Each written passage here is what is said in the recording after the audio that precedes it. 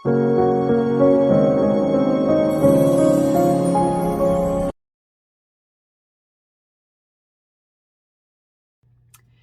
tout le monde et bienvenue pour cette nouvelle vidéo. Donc aujourd'hui je vais vous parler de cette pleine lune qui a lieu dans le signe du Sagittaire ce dimanche à 5h37. Alors donc le moment de pleine lune, c'est un moment de récolte. On a ce soleil qui est donc dans le signe du Sagittaire avec une opposition à la lune qui elle est dans le signe du Gémeaux. Donc là on est dans un axe qui nous parle de communication, d'apprentissage. Ce sont deux signes qui s'opposent par leur vision du monde. Le Gémeaux, lui, il a besoin d'expérimenter, de comprendre, d'apprendre. Et le Sagittaire, lui, va trouver euh, son bien-être dans la foi, dans la spiritualité, dans l'apprentissage, mais de manière beaucoup plus spirituelle justement que le Gémeaux qui, lui, va expérimenter de manière concrète. On a donc dans cette pleine lune un soleil qui a envie d'y croire, qui a envie de foncer, de se réaliser. Il y a un enthousiasme, hein, comme je vous l'expliquais dans ce signe du Sagittaire, avec un Mars qui le soutient bien évidemment, puisqu'il est rentré également en Sagittaire, et qui a envie de réussir, de foncer, de j'ai envie de dire d'y aller tête baissée, parce que de toute façon on a foi en l'avenir, et les choses vont bien se passer. Et à l'inverse, en opposition, on a cette lune en Gémeaux, qui elle nous demande de réfléchir. Elle nous demande de nous poser et de nous demander s'il ne serait pas important de peser le pour, le contre, d'expérimenter les choses avant de se lancer tête baissée en croyant que les choses vont arriver un peu comme par miracle. Alors c'est pas le mot, mais c'est un petit peu voilà ce sens-là. On a également un Mercure qui lui donc est rentré dans le signe du Capricorne. Donc Mercure c'est la planète des Gémeaux, et cette planète quand elle est en Capricorne, qui est un signe qui est quand même beaucoup tourné vers l'intérieur, qui a besoin de grandir personnellement et de s'élever par ses propres moyens, bah c'est une planète qui est un peu plus muette du coup. La communication est un petit peu moins prononcée, vous avez peut-être un petit peu moins envie de parler, de communiquer. C'est une communication qui est plus intérieure. On va être amené à se poser les bonnes questions, à se sonder, à, à découvrir éventuellement ou redécouvrir, accepter nos qualités pour pouvoir réussir à s'élever, à trouver la voie qui est la nôtre. Parce qu'il y a vraiment une question de place dans cette pleine lune. Est-ce que finalement je suis à ma place dans ce monde que j'ai construit pendant peut-être des années, dans lequel j'ai évolué? Est-ce que finalement je ne me suis pas trompée? Parce qu'on a toujours ce Neptune qui fait des aspects de tension et au soleil et à la lune, donc il y a vraiment une notion de brouillard, hein, toujours ambiant. Mais en même temps, moi j'ai ressenti finalement une confusion dans à savoir à quel endroit j'ai envie de me trouver, à quel endroit j'ai envie d'être. Est-ce que j'ai envie de rester à cette place-là qui est la mienne depuis des années, ou est-ce que j'ai envie de bouger, d'évoluer? Et en fait, on est entre les deux, j'ai l'impression, mais on ne sait pas ce qu'on souhaite faire. Les choses, elles vont bouger forcément parce qu'on a cette conjonction de Vénus à Pluton. Donc Pluton, c'est une planète de métamorphose qui nous amène à travailler encore et encore, à transformer, à écarter tout ce qui ne va plus, tout ce qui n'est plus juste pour nous. Et quand on a cette conjonction dans le signe du Capricorne, il y a une question de pouvoir personnel.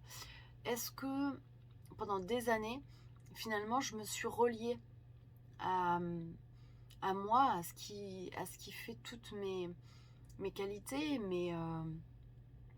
mon intuition, hein, pour pouvoir avancer, ou est-ce que j'ai remis ce pouvoir personnel finalement dans les mains de quelqu'un d'autre, ou est-ce que finalement je me suis pas laissée un petit peu, pas bernée, mais en tout cas bercée par un monde que j'ai construit et qui m'a servi, bien évidemment, pendant des années, Mais aujourd'hui, on nous demande finalement de réévaluer tout ça.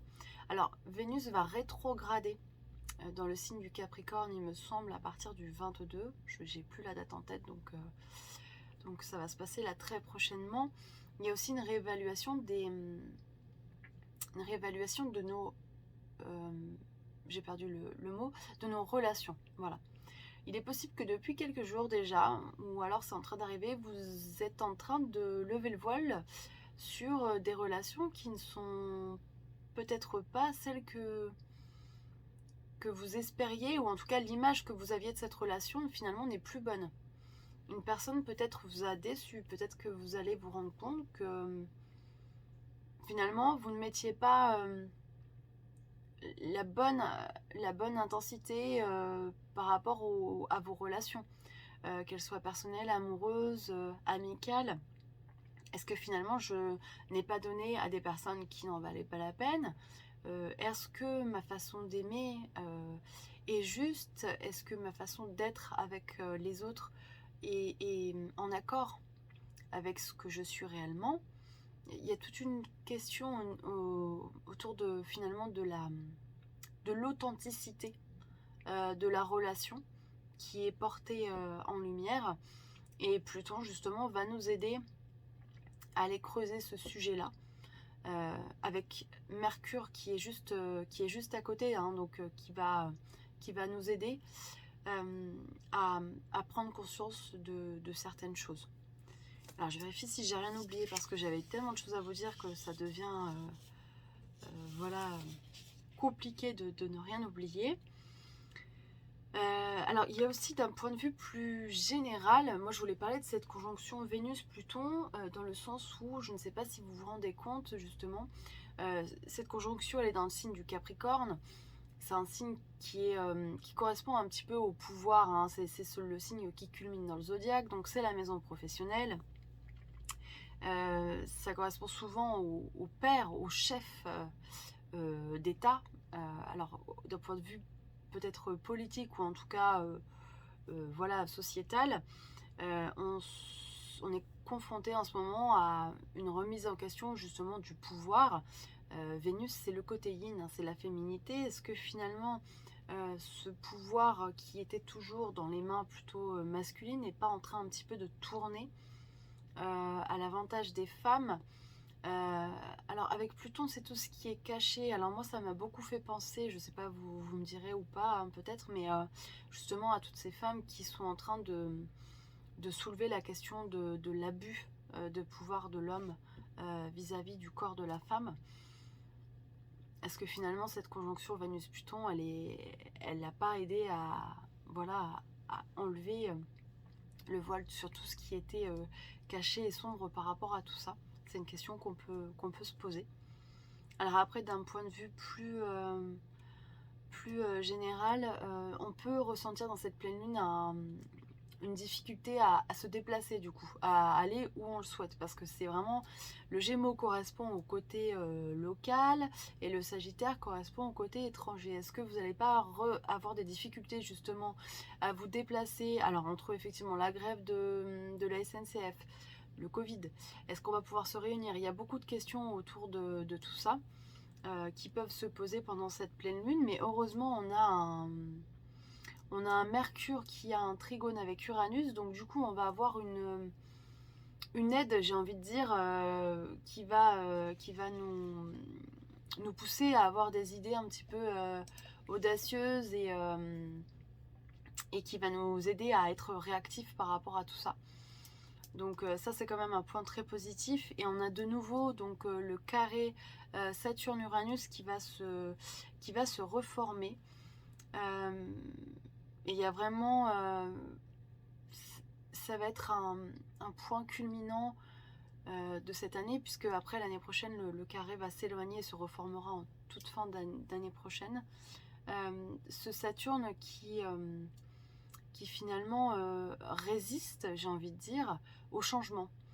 Alors est-ce que il n'y a pas une notion de peur là-dedans au niveau personnel? Le changement, oui, ça fait peur, mais et du coup c'est pour ça qu'on se sent bloqué et qu'on ne va pas avancer et et qu'on a l'impression de peut-être de faire du surplace en ce moment, voilà. Et il est possible que vous ressentiez plus fortement encore cette énergie-là pour cette pleine lune. Voilà, écoutez, j'espère que ça vous parlera. Bien évidemment, si vous êtes Gémeaux ou Sagittaire, il est possible que vous soyez plus impacté que les autres par cette pleine lune. Ou si vous avez un soleil en maison 3 ou en maison 9, il est possible que vous vous sentiez fatigué, que beaucoup de choses remontent à la surface. Laissez remonter, notez, n'hésitez pas à noter. Ça permet de libérer le cerveau et puis peut-être d'avoir de nouvelles pistes, une nouvelle vision. C'est important. Moi, je vous souhaite une très belle pleine lune. Je vous donne rendez-vous donc pour la nouvelle lune. En attendant, je vous souhaite de très belles fêtes de fin d'année. Je vous souhaite le meilleur et je vous dis à très bientôt. Bye bye.